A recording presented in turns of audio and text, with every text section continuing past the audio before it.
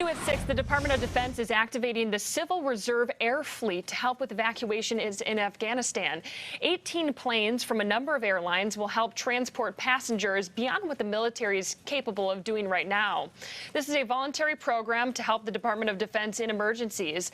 American Airlines has 3 planes taking off tomorrow. This is the 3rd time in history the Civil Reserve Air Fleet has been activated.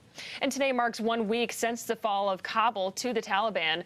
Americans and Afghan allies trapped behind enemy lines and security threats have forced the U.S. to find alternative routes to get to the airport. Today, President Joe Biden once again addressed the evacuation efforts.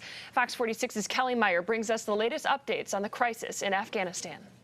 We have a long way to go, and a lot could still go wrong. In a rare Sunday address, President Joe Biden told Americans the August 31st deadline to withdraw all troops could be pushed back. There's discussions going on among us and the military about extending.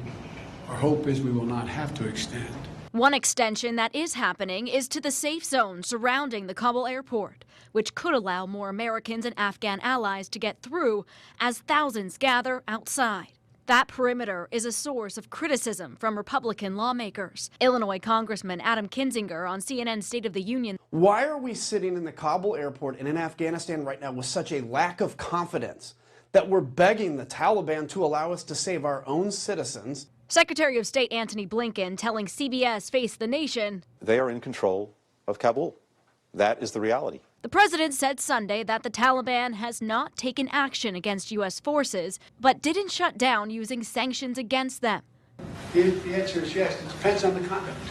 The president says nearly 8,000 people were flown out in the last 24 hours, and more flights will be added with the help of commercial airplanes to aid U.S. evacuation efforts. The president promised, we're working hard and as fast as we can to get people out. That's our mission.